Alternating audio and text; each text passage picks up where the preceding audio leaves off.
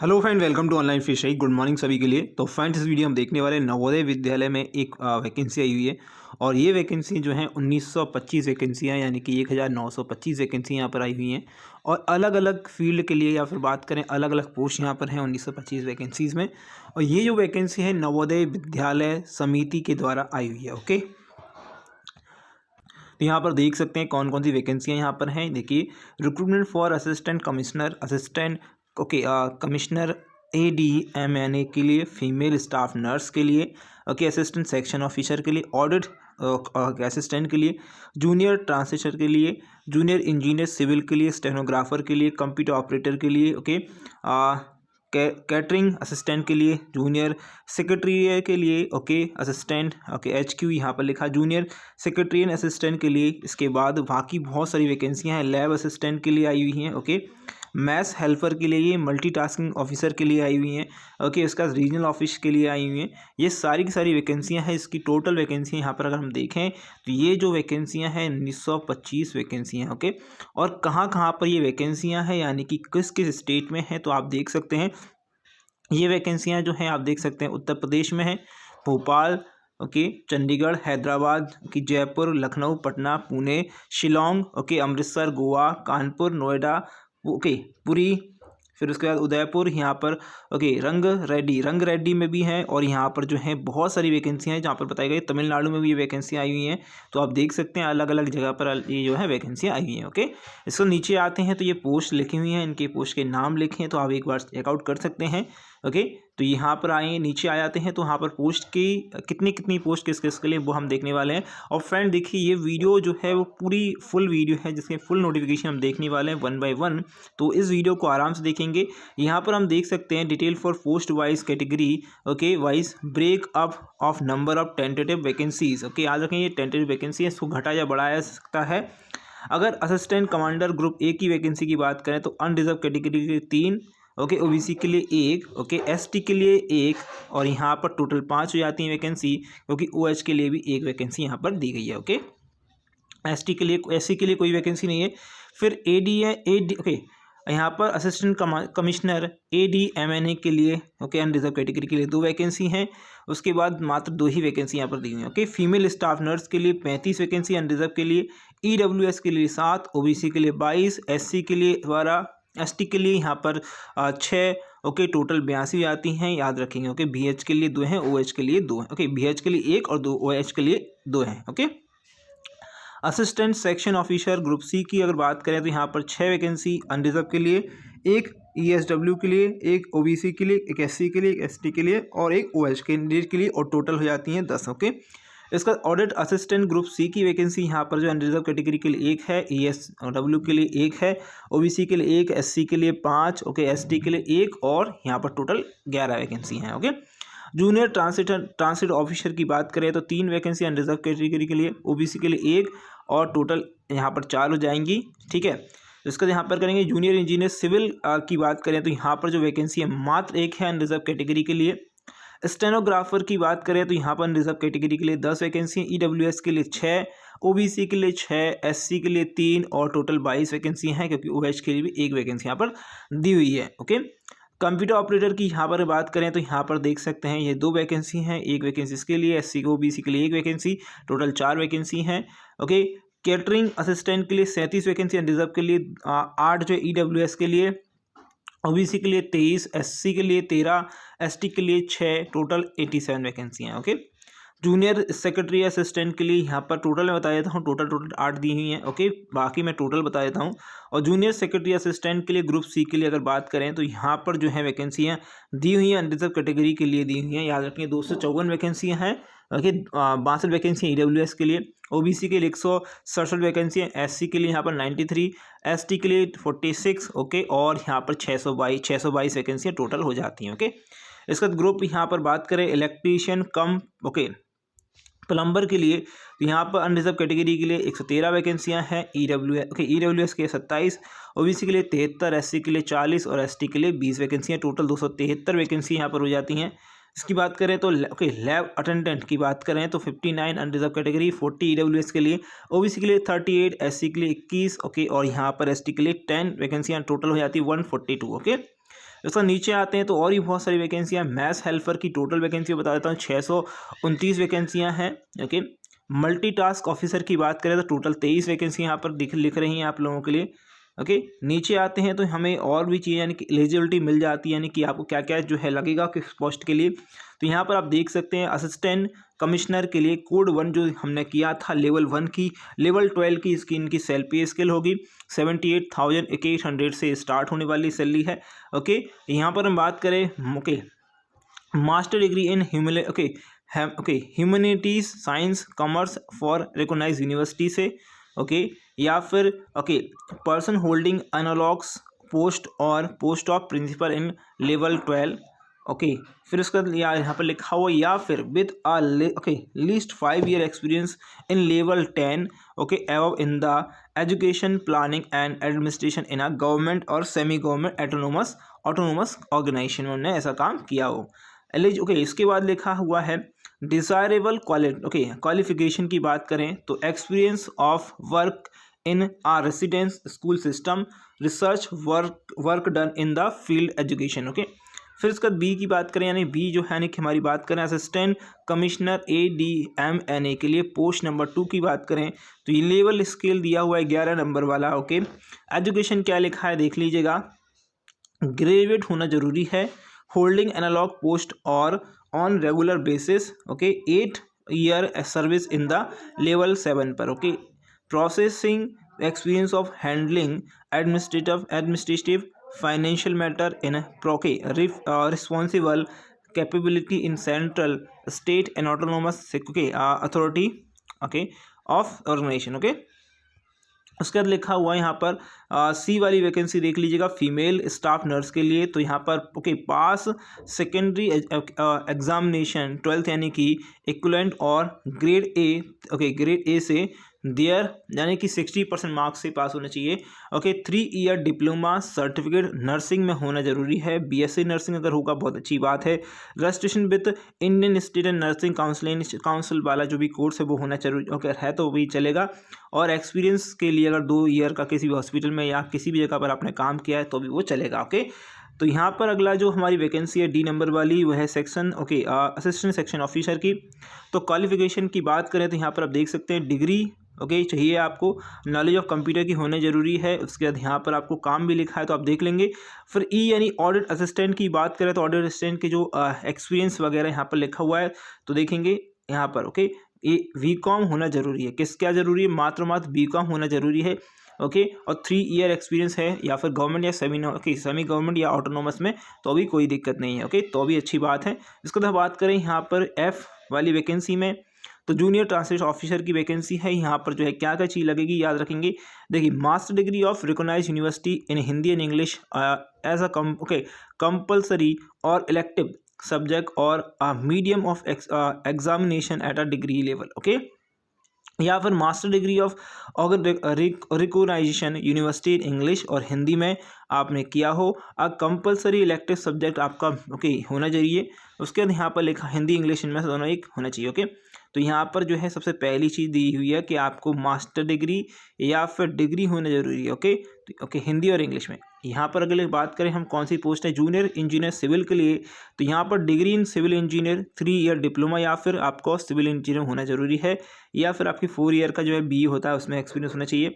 अगर एक्सपीरियंस है आपका 3 ईयर का तो भी बहुत अच्छी बात है। बिल्डिंग मटेरियल वगैरह में या फिर बिल्डिंग बनाने में स्टेट गवर्नमेंट ऑटोनोमस में या किसी भी और अगर ऑर्गेनाइजेशन में उसमें तो जरूरी है। ओके, मतलब आपको हेल्प हो जाएगी क्योंकि एक्सपीरियंस होगा तो, क्योंकि एक्सपीरियंस लिखा हुआ है। इसके बाद लिखा हुआ है यहाँ पर एसेंशियल क्वालिफिकेशन किसके लिए, स्टेनोग्राफर के लिए। तो सीनियर सेकेंडरी स्कूल सर्टिफिकेट यानी 12th पास होना चाहिए। ओके, शॉर्ट हैंड स्पीड उसकी 80 वर्ड पर मिनट होना चाहिए एंड टाइपिंग स्पीड जो है 40 वर्ड पर मिनट होना चाहिए। इंग्लिश की बात हो रही है यहाँ पर। ओके, शॉर्ट हैंड अगर बात करें यहाँ पर तो यहाँ पर ये भी चलेगा 80 वर्ड पर मिनट और typing speed 30 word per minute. Okay, in Hindi. Okay, English का बता दिया, हिंदी का बता दिया, तो आप देख सकते हैं। उसके बाद बात करें कंप्यूटर ऑपरेटर की तो यहाँ पर कंप्यूटर ऑपरेटर की भी लिखा हुआ डिग्री चाहिए आपको, याद रखेंगे, और डिप्लोमा या फिर वर्ड प्रोसेसिंग में कोई भी एक्सपीरियंस होगा जो भी चलेगा। उसके बाद बात करें हम कौन की कैटरिंग की तो कैटरिंग में मात्र 10th पास चाहिए। ओके, इसके बाद चाहिए 3 ईयर डिप्लोमा है कैटरिंग में, तो अभी आपका बहुत अच्छे हेल्प हो जाएगी। ओके, जूनियर सेक्रेटरी की जो है यहाँ पर देख सकते हैं, तो यहाँ पर 12th पास दिया हुआ है और स्टेनोग्राफर इसमें भी मांगा हुआ है, यानी कि टाइपिंग भी स्पीड इसमें मांगी हुई है। ओके, तो यहाँ पर आप देख सकते हैं जूनियर सेक्रेटरी असिस्टेंट की बात करें तो यहाँ पर भी 12th मांगा है, लेकिन स्पीड भी यहाँ पर मांगी गई है, तो आप देख सकते हैं इसमें। ओके, इलेक्ट्रिशियन कम ओके प्लम्बर, तो यहाँ पर जो है 10th पास मांगा है। ITI है तो चलेगा, कोई दिक्कत नहीं, अगर आपके पास एक्सपीरियंस है तो भी अच्छी बात है, एक्सपीरियंस होगा तो बहुत बढ़िया बात है। इसके बाद हम देखेंगे यहाँ पर लैब अटेंडेंट की बात करिए, 10th और 12th दोनों ही चलेंगे। ओके, 12th है तो आपका साइंस से होना जरूरी है, 10th है तो जरूरी नहीं है। ओके, लेकिन उसके बाद आपको डिप्लोमा लैब के चाहिए। ओके, जरूरी चाहिए पड़ेगा। उसकी बात करें मैथ्स हेल्पर की, तो मात्र 10th चाहिए। ओके, और अगर एक्सपीरियंस है बहुत अच्छी बात है, अगर आपको एक्सपीरियंस है तो। ओके, इसको यहाँ पर हम बात करेंगे मल्टीटास्क ओके स्टाफ की, यानी कि MTS की, तो यहाँ पर MTS के लिए मात्र 10th चाहिए। ओके, किसी भी बोर्ड से चलेगा। ओके, उसके बाद बात करें यहाँ पर मैक्सिमम रिलैक्सेशन दिया हुआ है, कितने कितने ईयर का आपको रिलैक्सेशन मिल जाएगा, कितने साल का जो है मतलब आपको जो एज है एज में रिलैक्सेशन मिल जाएगा। इसके बाद नीचे आते हैं तो क्या क्या चीज़ हमें दी है वो हम एक बार और देख लेते हैं। मोड ऑफ सिलेक्शन दिया हुआ है, तो देखिए candidate will be shortlist on basis of okay their performance in computer based examination interview. Okay, इसके पहले CBT होगा, एग्जाम होगा। Okay, interview put together for the post of assistant commissioner, commissioner, junior civil engineer, the decision of NBS about the mode of selection, these notification post and eligibility candidate of applicable for interview shall be final and bidding। तो पहली चीज़ तो एक हिसाब से पहले क्योंकि आपका exam होगा सभी का एक। ओके, किस किस का आपका टेस्ट होगा, मतलब CBT होगा किसका भैया, उसके बाद जो है असिस्टेंट कमिश्नर, सिविल इंजीनियर, इन लोगों का जो है क्या मतलब जो है इनको एक साथ रखा जाएगा। द डिसीजन ऑफ किसका रहेगा, NBS का, मतलब नवोदय विश्वविद्यालय ओके विद्यालय का रहेगा। No correspondent okay will be entertain in this regard, यानी करस्पॉन्ड जो कोर्स होता है वो यहाँ पर नहीं चलेगा। However in the case of female staff nurse assistant, section officer, audit assistant, junior translator officer and computer operator, catering, ये सारे के सारे जिनके हैं उनके लिए जो दिया हुआ है ओके CBT ओनली होगा, एक ही CBT होगा। लेकिन इनकी बात करें जो आपका जो असिस्टेंट कमिश्नर और जूनियर इंजीनियर है तो इसका CBT होने का इंटरव्यू होगा। ओके, इसमें CBT होगा only for the post of stenographer, junior secretary, और जो लिखा है जूनियर सेक्रेटरी और okay electric cum plumber and mass helper candidate shortlist on the basis of CBT will be called on trade skill and test skill which will be qualified in a nature only and carry no weightage। Okay, अगर आपको बात करें इनकी मैंने बताया नाम, जो उनको जो है स्किल टेस्ट भी लिया जाएगा। ओके, इसके बाद बात करें हम B ऑप्शन दिया है CBT the recruitment to the notice post except assistant commissioner and assistant commissioner is likely to be held in follow 93 cities. यहाँ पर जो 93 सिटीज़ में जो है आप जो है अब जितने भी स्टूडेंट हैं वहाँ पर दिया जाएगा। ओके, मतलब पोस्ट दी जाएगी।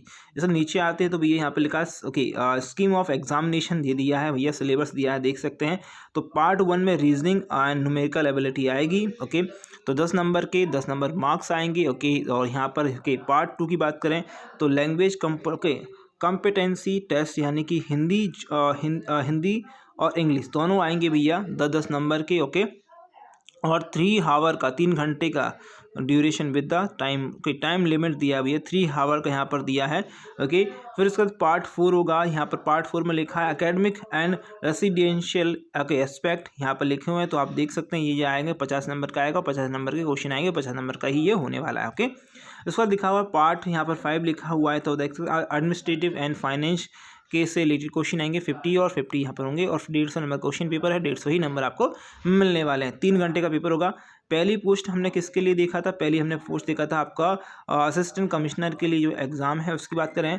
फिर ये आपका post of assistant commissioner ADM की है, तो यहाँ पर भी देख सकते हैं जो है कितनी यहाँ पर जो है सिलेबस दिया है, तो आप एक बार चेकआउट कर लेंगे कि फीमेल स्टाफ नर्स के लिए भी यहाँ पर 120 ही क्वेश्चन दिए हुए हैं और 120 ही जो है नंबर मिलेंगे।